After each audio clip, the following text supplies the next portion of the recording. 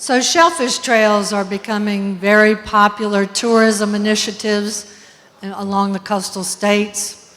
These trails feature local produced shellfish, businesses, and sustainability. They also capitalize on the growing movement of to farm to fork, as well as create road trips on dock-to-table destinations. So we're going to explore some of these trails, and we're going to start first in North Carolina with Eric Herbst. Eric is with NC State University in North Carolina Sea Grant.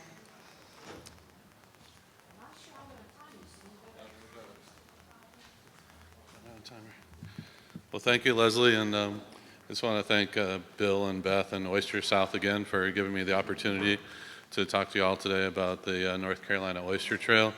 This is actually a talk by my colleague Jane Harrison. She's our coastal economics specialist, and I'm the coastal aquaculture specialist, just filling in for her. She couldn't make it today, unfortunately. So the North Carolina Oyster Trail is a grassroots effort from people who love our state's oysters, and the mission is to provide experiences that help sustain and grow North Carolina oysters, resulting in economic, environmental, and social benefits to the state's seafood industry and coastal communities. In terms of what the trail is, it links shellfish farm tours, seafood restaurant and markets, coastal education and restoration organizations, recreational outfitters, festival and events to showcase interactive oyster experiences in our state. It started in May 2020 in the middle of the pandemic. Initially it was focused on the coast, but now it includes a bunch of inland members. And it's essentially a labor of love among various partners, including North Carolina Sea Grant, the North Carolina Coastal Federation, North Carolina Shellfish Growers Association. And the reason it started was by encouragement from the North Carolina General Assembly, and it was included in a report to that assembly to help grow the North Carolina's mariculture industry. The key partners include shellfish growers and chefs, volunteers, NC State University Center for Environmental Farming Systems, NC State Extension, NC State Department of Parks, Recreation, and Tourism Management, NOAA, NC Department of Natural and Cultural Resources, Outer Banks Tourism Bureau, NC State Tourism Extension, and Visit NC. One of our members is a tour operator out of Beaufort, North Carolina, Sea Vision Charters, and he has collaborated with Sandbar Oyster Company to bring folks out to their oyster lease and provide tours of that farm. You can see the Moorhead City State Port in the background. Those folks on the left there are Jane's father and stepmom, so they went on one of the tours and they're enjoying oysters off of Sea Vision Charters tours. The Bald Head Island Conservancy at the mouth of the Cape Fear River in North Carolina is a member, and they showcase the ecosystem services provided by oysters in our state, so they're another member of the trail.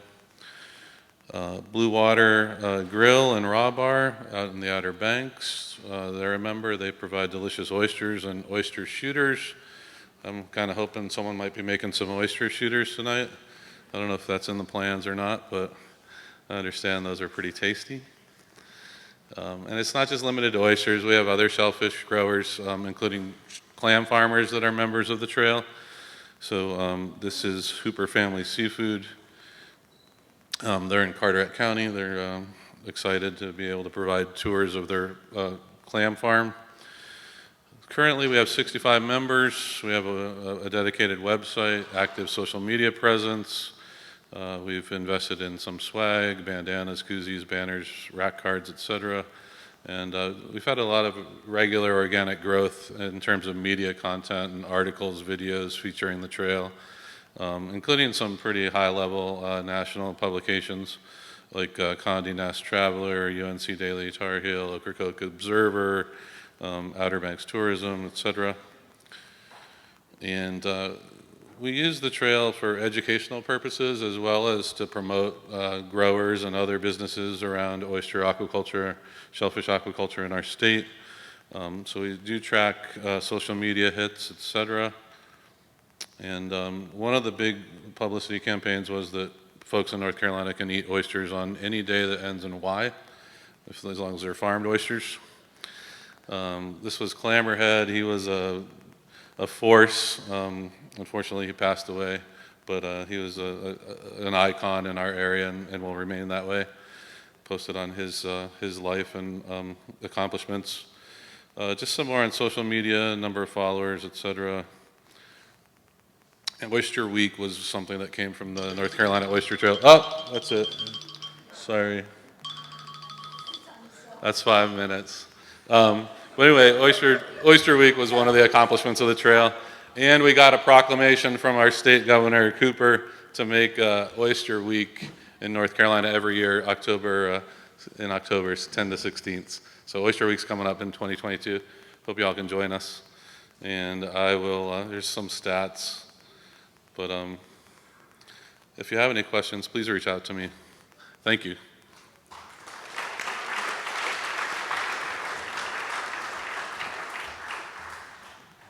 Next speaker, and we're traveling south to Georgia, and Tom Bliss is going to talk about their trail or new trail. He's with the University of Georgia Marine Extension and Georgia Sea Grant. Yeah, I'm going to give you a quick overview of what's going on in Georgia, but this is not work that I'm doing. This is actually by a colleague with Troy University, Patrick Holliday, and he's really the driving force behind this. And you know, he's all about tourism and getting it out there, and he's been involved with our coastal trail, the Highway 17 trail, which they started a few years ago to start raising awareness along coastal Georgia.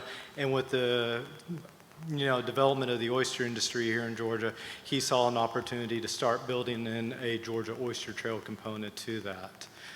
And so really he's in the very early days of this. They already have a board put together to manage the trails, but what he's done is he's reached out to 3 individuals that are already involved in the industry, some in one way or the other. One of those is Ernest McIntosh and his family that is already farming intertidally oysters. And then we have Charlie Phillips, who is getting one of our floating leases, but he also is a very well-established clam farmer and has his own restaurant as well.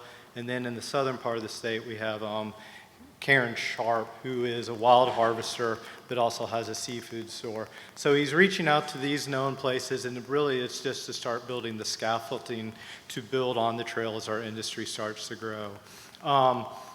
With the Marine Extension, we're involved. We were lucky enough to get some grant funds. And so we had a competition earlier this year that one of my colleagues put on, Brian Fleck, called What's the Hook?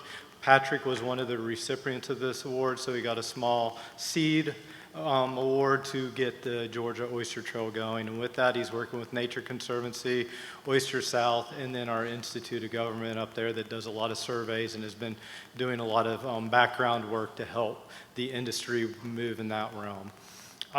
But really the goal is to start working with these 3 individuals, start seeing what their interests are, and then as new people get leases and start harvesting and growing oysters, engage them and see what they want from a trail, and really just to build that along the backbone of the Highway 17 trail so that we can really promote coastal Georgia in a very popular way. And then adjacent, really the goal is just to get the foundation going. We don't have much to do at this point, but luckily he can take this money to help develop a website, get an app for online stuff so that we can get it out there and start having a social media presence. So really it's just to start building the buzz as we're starting to build the industry, but try not to get out too far ahead because we obviously want more oysters available before we start promoting an oyster trail. In addition, one of the other aspects is really tying it in with the Gullah Geechee community and the Gullah Geechee Heritage Trail that is starting to be developed that that runs along the coast from North Carolina through Georgia, and really not trying to compete with them, but trying to overlap that to really bring in that historical context and the role that the Gullah Geechee have played in the oystering world in the southeast where we are. So it's really just recognizing that there's these other trails, and we're trying to do our best not to have competition with them, but find ways to incorporate it so that we can all benefit from each other. And with that, I'll just put up Patrick's information, and I'll be up here for questions. But yeah, it really is his baby, and he's driving this. But yeah, appreciate your time.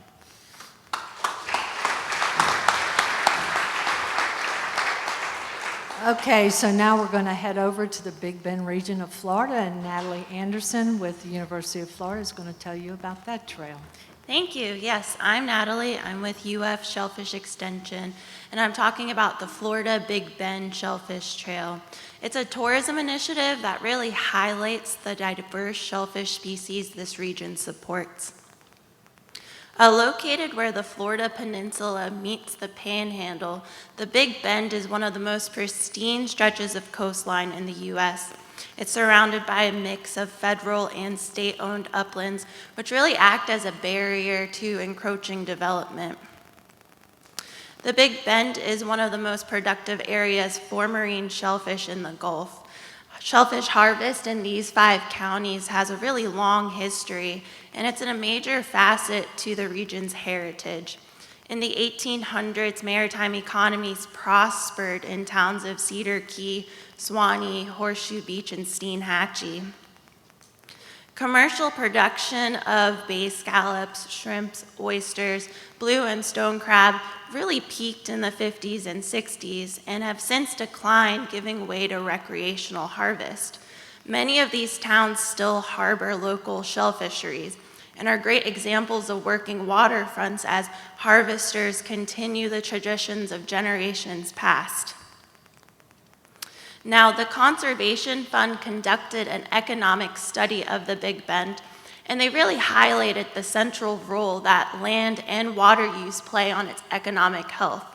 They held meetings with regional leaders along with tourism and economic specialists to really determine what economic growth opportunities existed. And as a result, in 2016, the fund created a grant award to really enhance these connections. Shellfish resources were recognized, along with support for the development and distribution of a brochure. The brochure guides visitors to where to eat, buy, and sometimes harvest local shellfish. In addition, it provides information on the shell fisheries, the aquaculture industries, and actions to take in protecting water quality and habitat.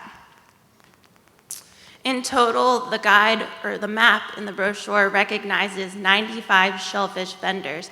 This includes restaurants, marinas, and seafood markets. And we really kicked off the launch of the Big Bend Trail by distributing over 200,000 brochures and placing the map in Visit Florida welcome centers. In 2019, the map was expanded to be a physical trail featuring educational panels along the way. This was funded through Maritime Heritage Grant Award and really highlights the history and heritage of these shellfish industries. The panels were created using locally specific information, and they act as physical points of interest along these working waterfronts. And they kind of set us apart from some of the other trails you'll see today, but they are 2 foot by 3 foot in size. They're very easy to install, and they have a 10-year guarantee. So far, we've placed over 26 panels in 5 coastal counties, and we are adding more as communities buy into this initiative. For instance, we've just expanded to Wakulla, and we do have many shellfish farmers here now from Wakulla area, so be on the lookout for the panels as they get installed. In addition, as visitors are on the trail, they can actually download a mobile app through Pocket Sites. This consists of guided tours and allows them to find directions, have video and audio content. And it also allows us to look at tour analytics and visitor participation. We do have an interactive website as well that provides information on the shellfish, the services they provide, recipes, and road trip ideas. Some of the top content includes shellfish itineraries and follow the trail, indicating that visitors are really looking for information to plan their next road trip. We've been featured on an episode of How to Do Florida, which really encourages viewers to come experience the trail and the shellfish for themselves. Additional promotions have been restricted due to COVID, but we will be participating in local seafood festivals this year. And for you, those that are interested in visiting Florida and experiencing the trail for themselves, we do have brochures and rack cards available. Thank you.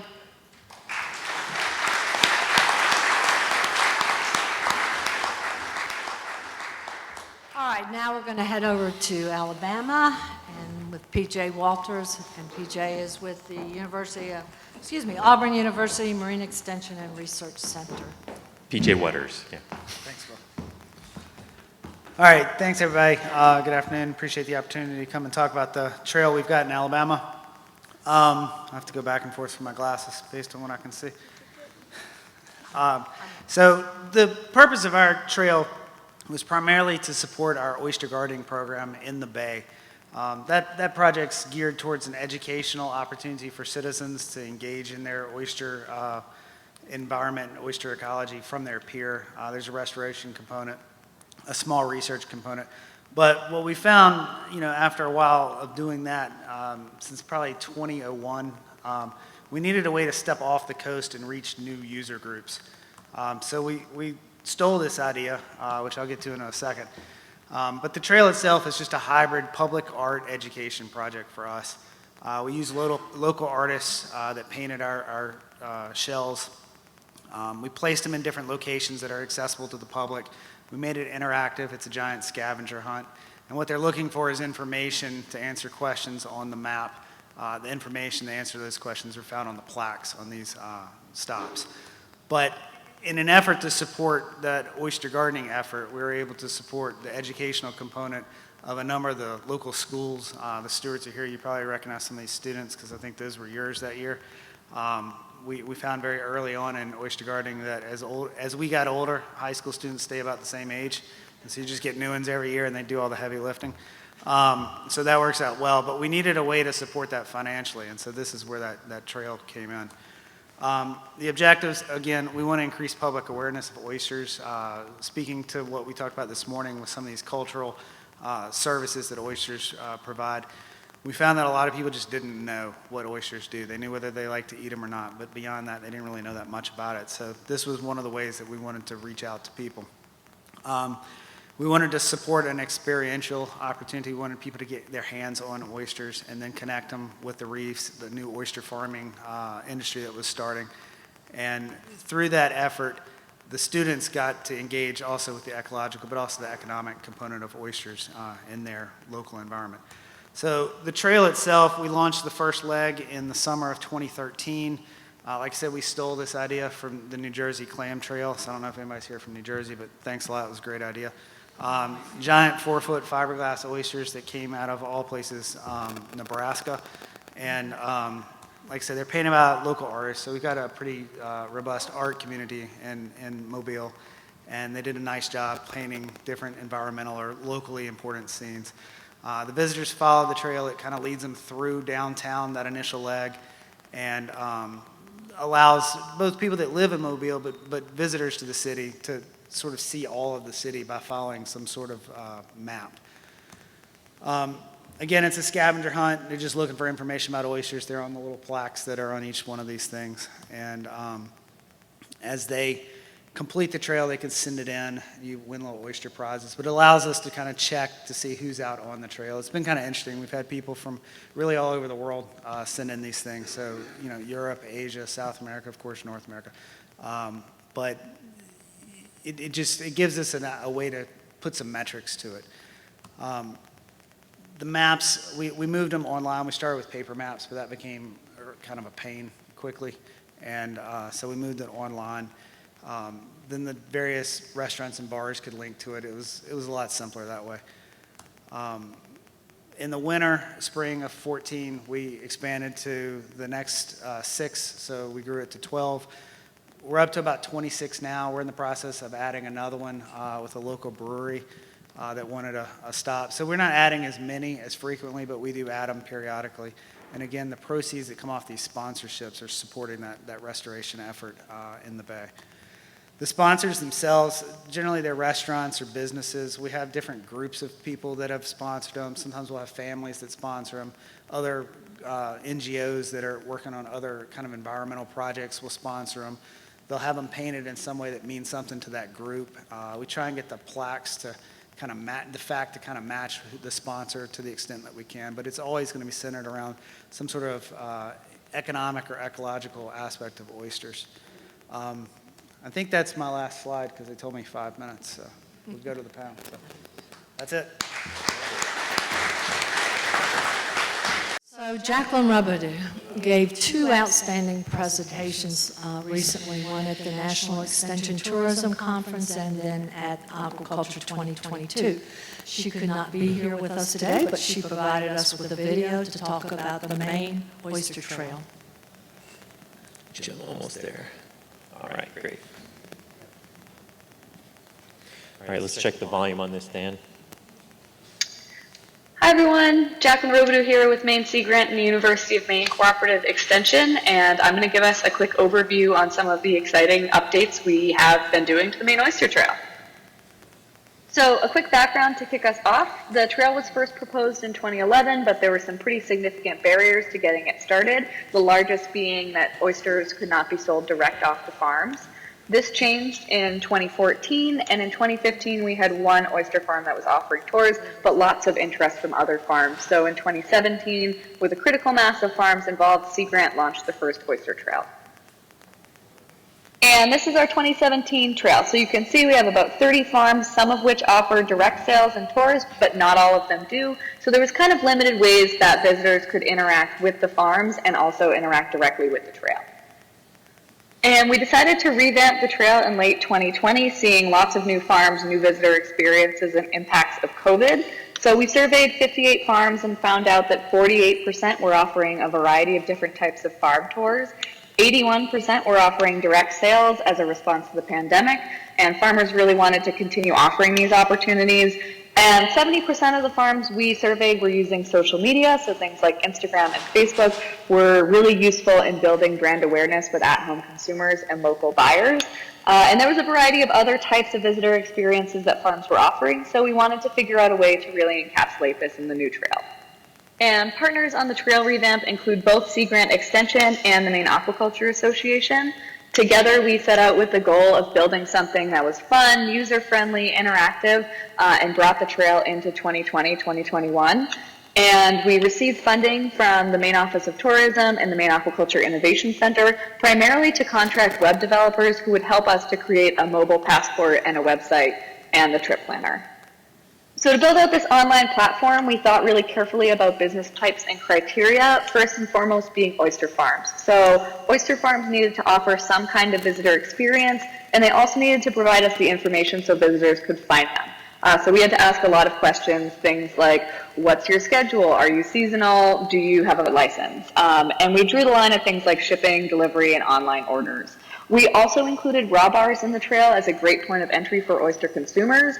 Raw bars needed to regularly offer shucked Maine oysters, and also farms needed to be clear to guests, so no mystery bucket shucks. And the final business type we have on the trail is tour businesses. We heard from a lot of farms that they might not offer tours themselves, but would love to have a tour business swing by. So those tours need to offer experiences that feature the farms, and also, most importantly, farms need to know that they're coming. And so this is our new Oyster Trail website. I'm going to run us through some of the features that we worked on, including the trail map, the trip planner, and the oyster passport. So the trail map is a directory of all of the farms that are involved. You can scroll in, you can see if you click on one, it might tell you that this business offers farm tours. You can also map to them, and it's divided up by the types of business. For the trip planner, it's organized by oyster region. So we heard from farmers that it's really important to highlight the different regions where these oysters are being grown. So we actually have an interactive map that allows you to explore the coast, learn a little bit about these areas, and also discover oyster hotspots. So you can see right here, we're scrolling down to the Damariscotta. We have a lot of farms there, and once you click that, it will actually take you directly to the trip planner. So the trip planner feature allows you to filter your experience by what you want to do. And so you can see, clicking here, farm tours, oysters, raw bars. Maybe you want to visit the mid-coast and islands. You've heard the Damariscotta is really hopping, and you want to also check out the New Meadows because it's a growing area. So once you scroll down, it allows you to select your locations. Each of the farms actually has this pop-out that has all of the contact information, amenities, as well as their social media, and you just add those to the trail. So it allows you to see different types, boat and kayak tours, when they are open, and you kind of build your trail this way. And then once you're done, you scroll down, and users can see their whole Oyster Trail itinerary. The coast of Maine's pretty big, so it allows you to reorder where you might want to go first.